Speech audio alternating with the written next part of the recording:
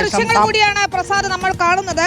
ലോക് ഭവനിലെത്തി ഗവർണറുമായി രാജേന്ദ്ര അർലേക്കറുമായി കൂടിക്കാഴ്ച നടത്താൻ എത്തിയിരിക്കുകയാണ് നിയുക്ത മുഖ്യമന്ത്രി വി.ഡി. സതീശൻ. തത്സമയ ദൃശ്യങ്ങളാണ് നമ്മൾ കാണുന്നത്. ലോക് ഭവനിൽ നിന്നുള്ള ദൃശ്യങ്ങൾ. വി.ഡി. സതീശൻ സർക്കാരിന്റെ മന്ത്രിസഭയിലെ പേരുകളാണ് കൈമാറാൻ പോകുന്നത്. അല്പസമയത്തിനകം തന്നെ ഗവർണറുമായി കൂടിക്കാഴ്ച നടത്തും. അതിനുശേഷം കണ്ടോൺമെന്റ് ഹൌസിലെത്തിയ ശേഷം വാർത്താ സമ്മേളനം നടത്തും. വി.ഡി. സതീശൻ നിയുക്ത മുഖ്യമന്ത്രി. രാജ്ഭവനിലുള്ളവർ സ്വീകരിക്കുന്നത് നമുക്ക് കാണാം. അദ്ദേഹത്തെ നിയുക്ത മുഖ്യമന്ത്രിയെ അവസാന നിമിഷം ടി.വി. പ്രസാദും റോഷിപാലും പറഞ്ഞതുപോലെ അവസാന നിമിഷം പേരുകൾ മാറി മറിയുകയായിരുന്നു. 4:32 റിപ്പോർട്ടറാണ് കോൺഗ്രസിന്റെ പട്ടിക പ്രേക്ഷകരിലേക്ക് എത്തിക്കുന്നത്. റിപ്പോർട്ടർ പൊളിറ്റിക്കൽ ബ്രേക്കിംഗ് വാർത്തയായി. വി.ഡി. സതീശന്റെ കയ്യിലുള്ള ആ പേപ്പറിലും ആ പേരുകൾ തന്നെയാണ് ഉള്ളത് എന്ന് നമുക്ക് ഉറപ്പിക്കാനാകുന്നുണ്ട്. ഇനി വകുപ്പ് വിഭജനത്തിന്റെ കാര്യത്തിലാണ് തീരുമാനമാകേണ്ടതും. റോഷിപാൽ, നമുക്ക് ആ ദൃശ്യങ്ങൾ കാണാം. ചരിത്ര നിമിഷമാണ്. ഗവർണറെ ലോക് ഭവനിലെത്തി കാണുകയാണ് വി.ഡി. സതീശൻ. അദ്ദേഹത്തിന്റെ കയ്യിലുള്ള ആ പട്ടിക അത് നമ്മൾ അരമണിക്കൂറിന് മുമ്പേ ബ്രേക്ക് ചെയ്തതാണ്. ആ പേരുകൾ അങ്ങനെ അവസാന നിമിഷത്തെ മാറ്റിമറിച്ചിലിനൊടുവിൽ, ഒരുപക്ഷെ നമുക്ക് കൂട്ടപ്പൊരിച്ചിലെന്ന് പറയാം, അതിനൊടുവിൽ ഇതുവരെ കഴിഞ്ഞ 4 ദിവസം നമ്മൾ ചർച്ച ചെയ്ത മന്ത്രിസഭ കരട് പട്ടികയിലൊന്നും ഇല്ലാതിരുന്ന ഒ.ജെ. ജനീഷ് ഉൾപ്പെടെയുള്ളവർ അവിടേക്ക് വരികയാണ്. ആ പേരിലേക്ക് ഉച്ചയ്ക്ക് നമുക്കറിയാം ശിവഗിരി മഠാധിപതിയൊക്കെ വന്ന് വി.ഡി. സതീശനെ കാണുകയും അവരുടെ എതിർപ്പ് കൃത്യമായി അറിയിക്കുകയും അതൃപ്തി അറിയിക്കുകയും ഒക്കെ ചെയ്തതാണ്. അതിനൊടുവിലായിരിക്കണം ഒരുപക്ഷെ ഒ.ജെ. ജനീഷ് ഇടം പിടിച്ചതല്ലേ റോഷിപാൽ?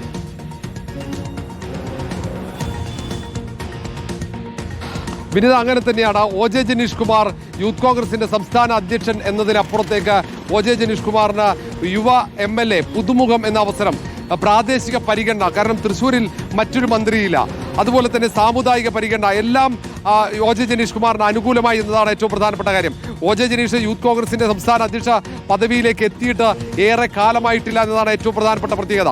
രാഹുൽ മാങ്കൂട്ടത്തിൽ ലൈംഗിക അതിക്രമ കേസിൽ കുടുങ്ങിയപ്പോഴാണ് യൂത്ത് കോൺഗ്രസിന്റെ ദേശീയ നേതൃത്വം പകരക്കാരനായി ഒ.ജെ. ജനീഷ് കുമാറിനെ അധ്യക്ഷ പദവിയിലേക്ക് എത്തിച്ചത്. അങ്ങനെ ഈ തവണ യൂത്ത് കോൺഗ്രസിൽ ഒ.ജെ. ജനീഷ് കുമാറിനെ അവിടെ മത്സരിപ്പിക്കുന്നു. ഒ.ജെ. ജനീഷ് കുമാർ വലിയ ഭൂരിപക്ഷത്തിൽ വിജയിക്കുന്നു.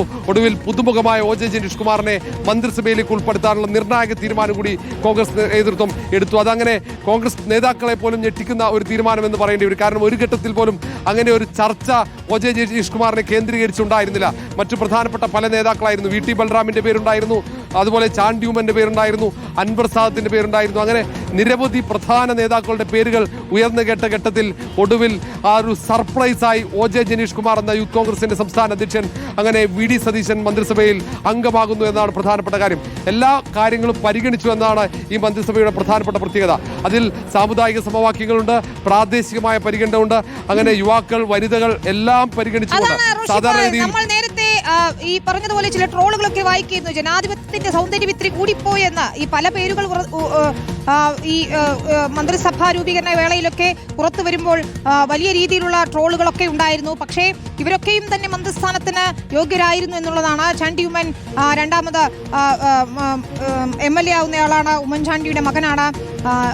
ഒരു യുവമുഖമാണ് കോൺഗ്രസിന്റെ. അദ്ദേഹം അർഹനായിരുന്നു. അൻവർ സാദത്ത് ആലുവയിൽ നിന്നുള്ള MLA, ചെന്നിത്തലയുടെ വലിയ പിന്തുണയുണ്ടായിരുന്നു. 4 തവണ MLA ആയിട്ടുള്ള സീനിയറായ MLA ആണ്. അപ്പോൾ അവരൊക്കെ യോഗ്യരായിരുന്നു. പക്ഷേ പല കാര്യങ്ങൾ കൂടി പരിഗണിക്കുമ്പോഴാണ് ഈ അവസാന പട്ടികയിലേക്ക് എത്തുന്നതെന്ന കാര്യത്തിൽ തർക്കമില്ല.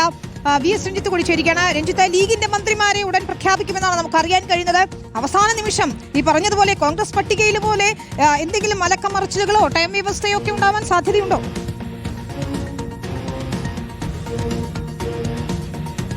വിനിത, തൽക്കാലം അത്തരത്തിലുള്ള ഒരു നീക്കമില്ല. കാരണം നേരത്തെ തന്നെ പട്ടിക കൊടുത്തതാണ്. കോൺഗ്രസിന്റെ പട്ടിക തയ്യാറാവുന്നതിന് മുമ്പ് തന്നെ ലീഗിന്റെ പട്ടിക കൊടുത്തിട്ടുള്ളതാണ്. പക്ഷേ ഇപ്പോൾ ആ പട്ടിക കൈമാറിയ ശേഷം കോഴിക്കോട് ഭാഗത്ത് വലിയ പ്രതിഷേധം, പ്രത്യേകിച്ച് നാദാപുരം, കുറ്റ്യാടി ഭാഗത്തൊക്കെ പാറക്കൽ അബ്ദുള്ളയെ മന്ത്രിസ്ഥാനത്തിൽ ഉൾപ്പെടുത്താത്തതിൽ, കോഴിക്കോടിന് ഒരു മന്ത്രി ഇല്ലാത്തതിലൊക്കെ വലിയ പ്രതിഷേധവും പരസ്യമായ പ്രകടനങ്ങളും ഒക്കെ നടക്കുന്ന ഘട്ടത്തിൽ അത് തണുപ്പിക്കാൻ ഒരു അനുനയ നീക്കം എന്ന രീതിയിൽ ഒരു ടേം വ്യവസ്ഥയുടെ ഉപാധിയൊക്കെ പാർട്ടി പലരോടും മുന്നോട്ട് വെക്കുന്നു എന്ന് മനസ്സിലാക്കുന്നു. പക്ഷേ അത് പാറക്കൽ അബ്ദുള്ള പോലും അത് അംഗീകരിക്കുകയോ അത് അറിയുകയോ ചെയ്തിട്ടില്ല. നിലവിൽ 5 മന്ത്രിമാരുടെ പട്ടിക നേരത്തെ കൊടുത്ത അതേ പട്ടിക അത് അല്പസമയത്തിനകം PM സലാം ഉൾപ്പെടെ നേതാക്കന്മാരിവിടെ പ്രഖ്യാപിക്കുമെന്നാണ് മനസ്സിലാക്കാൻ സാധിക്കുന്നത്.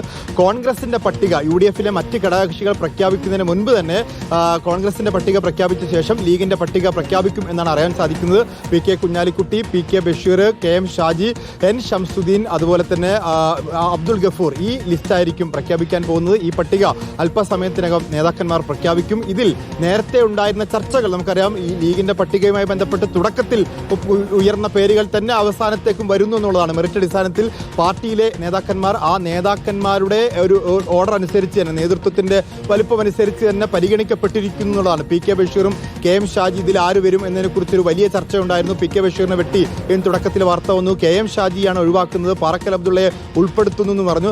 പാറക്കൽ അബ്ദുള്ള ഉണ്ടാകുമെന്ന് ഇന്ന് രാവിലെ പോലും വാർത്തകളിലും അതുപോലെ തന്നെ നേതാക്കന്മാരുടെ പ്രതികരണങ്ങളിലൊക്കെ ഉണ്ടായിരുന്നു. കോഴിക്കോടിന് ഒരു പ്രതിനിധി, പ്രത്യേകിച്ച് 6 MLA-മാർ കോഴിക്കോട്ടിരുന്നുണ്ട്. അതിലൊരാൾ മന്ത്രിയാകും എന്ന രീതിയിലുള്ള വാർത്തകൾ ഉണ്ടായിരുന്നു. പാറക്കൽ അബ്ദുള്ള ഉറപ്പിച്ചതാണ്. പക്ഷേ ഏറ്റവും ഒടുവിൽ പാണക്കാട് സാദിഖ് അലി ശിഹാബ് തങ്ങൾ മുഖ്യമന്ത്രി VD സതീഷിന് കൈമാറിയ പട്ടികയിൽ ആ പട്ടികയുമായി ബന്ധപ്പെട്ട വിവരങ്ങൾ പുറത്തു വന്നപ്പോഴാണ് പാറക്കൽ അബ്ദുള്ള ഇല്ല എന്നുള്ള വിവരം വരികയും KM ഷാജിയും PK ബഷീറും ഉൾപ്പെടെയുള്ള നേതാക്കന്മാരുണ്ട്. അത് അവസാന ഘട്ടത്തിൽ ആ ചർച്ചകളൊക്കെ മാറി മറിഞ്ഞ് സാധാരണഗതിയിൽ എങ്ങനെയാണോ സംഭവിക്കുക അതുപോലെ തന്നെ അതിലൊരു അൺഎക്സ്പെക്റ്റഡ് എൻട്രി എന്ന് പറയുന്നത് സ്വാഭാവികമായിട്ടും ആദ്യമായി നിയമസഭയിലെത്തുന്ന അബ്ദുൾ ഗഫൂർ മന്ത്രിയായി മാറുന്നു എന്നുള്ളതാണ്. കളമശ്ശേരിയിൽ നിന്നുള്ള MLA, അദ്ദേഹം ഇബ്രാഹിം കുഞ്ഞിന്റെ മകനാണ്. പക്ഷേ ആദ്യമായാണ് അദ്ദേഹം നിയമസഭയിലെത്തുന്നത്.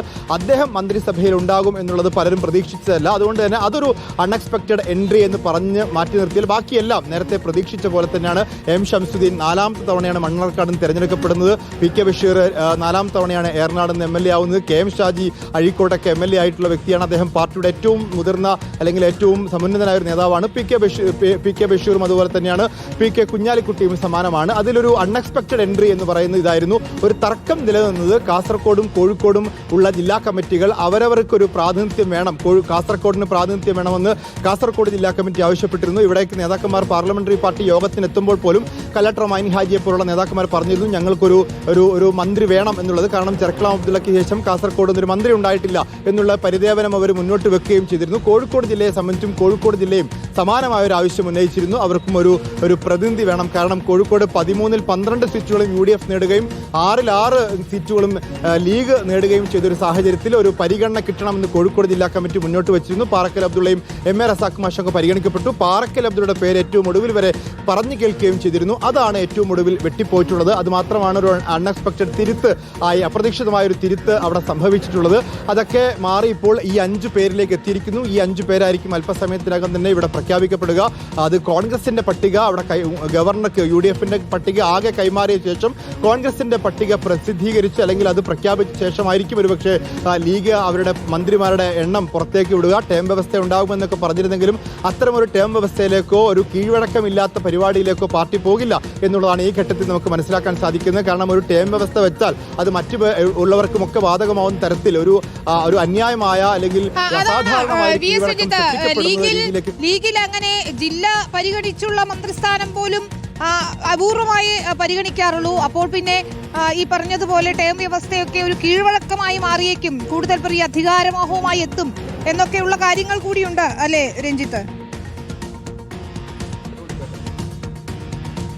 തീർച്ചയായിട്ടും അത് തന്നെയാണ്. അങ്ങനെ അത്തരത്തിലൊരു ടേം വ്യവസ്ഥ എന്ന് പറയുന്നത് ലീഗിൽ ഒരു കീഴ്വഴക്കമില്ലാത്ത കാര്യമാണ്. അത്തരത്തിലൊരു അസാധാരണമായ കീഴ്വഴക്കം സംഭവിക്കേണ്ട കാര്യമില്ല. ഇപ്പോൾ ആകെ കോഴിക്കോട്ട് ചില പ്രതിഷേധങ്ങൾ ഉണ്ടായി എന്ന് ഒഴിച്ചു നിർത്തിയാൽ വലിയ തോതിലുള്ള അപശബ്ദങ്ങൾ പാർട്ടിക്കില്ല. നേതാക്കന്മാർ പോലും ഇപ്പോൾ പാറക്കൽ അബ്ദുള്ള പോലും ഇറങ്ങിപ്പോകുമ്പോൾ പാർട്ടിയുടെ തീരുമാനം അംഗീകരിക്കും എന്നുള്ളതാണ്. പാണക്കാട് സാദിഖ് അലി ശിഹാബ് തങ്ങൾ പ്രഖ്യാപിക്കുന്ന ഒരു പട്ടിക, അതിനപ്പുറത്തേക്ക് ഒരു വാക്ക് സംസാരിക്കാൻ നേതാക്കന്മാർ മുതിരില്ല എന്നൊരു ഉറപ്പ് ലീഗ് നേതൃത്വത്തിനുണ്ട്. അതുകൊണ്ട് തന്നെയാണ് അത്തരത്തിലൊരു തീരുമാനത്തിലേക്ക്, ഒരു ഉറച്ച തീരുമാനത്തിലേക്ക് പാർട്ടി പോവുകയും ആ തീരുമാനം നേതാക്കൾ അംഗീകരിക്കുകയും ചെയ്യുന്നു. പക്ഷേ അണികളുടെ ഭാഗത്ത് ചില പ്രതിഷേധങ്ങൾ കോഴിക്കോട് ഭാഗത്തുണ്ട്. പ്രത്യേകിച്ച് നാദാപുരം, കുറ്റ്യാടി ഭാഗത്തൊക്കെ പുറമേരിയിലാണ് ഇന്നിപ്പോൾ പ്രകടനം നടന്നത്. അവിടെ പോസ്റ്റർ യുദ്ധങ്ങൾ നടക്കുന്നു, സോഷ്യൽ മീഡിയയിലൊക്കെ വലിയ തോതിലുള്ള പ്രചരണങ്ങൾ നടക്കുന്നു. അതൊക്കെ സ്വാഭാവികമായിട്ടും ഉയർന്നു വരാവുന്ന പ്രതിഷേധങ്ങളാണ്. അത് അങ്ങനെ തന്നെ കെട്ടുപോകുമെന്നാണ് പാർട്ടി നേതൃത്വം കണക്കാക്കുന്നത്. ശരി, അപ്പോൾ റിപ്പോർട്ടർ ബിഗ് പൊളിറ്റിക്കൽ ബ്രേക്കിംഗ് വാർത്തയായിരുന്നു. കോൺഗ്രസിന്റെ പട്ടിക എന്നത് ഇപ്പോഴത്തെ VD സതീശൻ കൈമാറിയിരിക്കുന്നു പട്ടിക